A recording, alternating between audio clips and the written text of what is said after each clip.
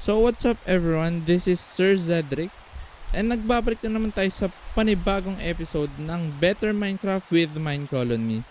So last episode ay back to back na boss fight ang ating inano. So may kakaharapin naman tayong ngayon at yun ang pagbibuild. Kasi nakikita ko na medyo dumadami na ang ating mga librarians, kaya tingin ko nararapat naman na magkaroon sila ng lugar na kunwari library yon. So tingin ko magbibuild nga ako ng library, kaya let's go.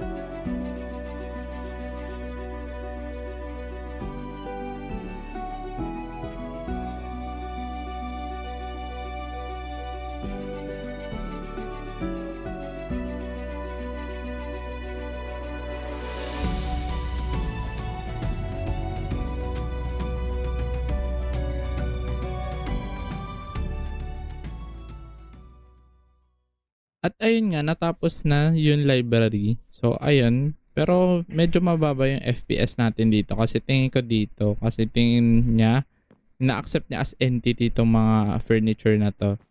Pero kung may may sikreto dito, kung titingnan natin, asan ba yun? Dito ata, ayan. Yan no. may second floor. Pero tingin ko naman halataan nyo naman may second floor to. Yan. Dito ko lalagay yung mga villagers ko, yung mga librarian ko. Diyan. Para hindi siya nakakalat sa bahay ko. Tapos, tingnan mo naman yung view. Ang ganda. Kitang-kita mo talaga yung colony natin at sirang bubong ng town hall. Pero ayun, mag-upgrade na tayo ng ating builder's hut para ma-upgrade na rin natin yung town hall na yan. Kaya simulan na natin.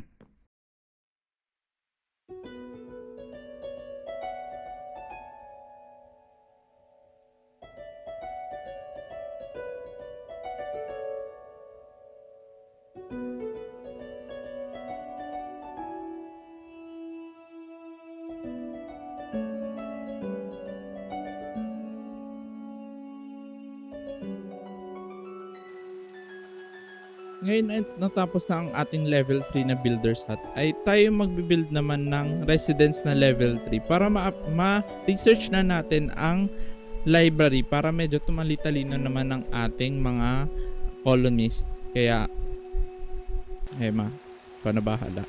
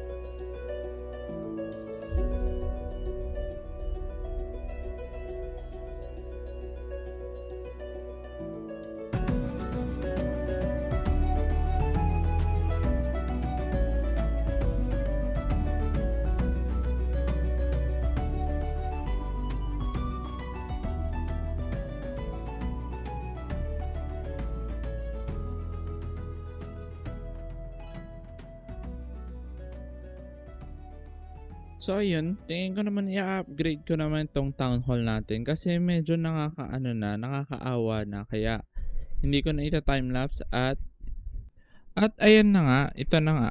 So naging level 3 na ang ating town hall na. Sa nakikita nyo naman, halos ano na siya, stone na siya kaya low chances of burning na siya kaya ganda na din no. Pero para sa akin parang alam mo yun, parang masyado blocky yung design. Pero it's good na din.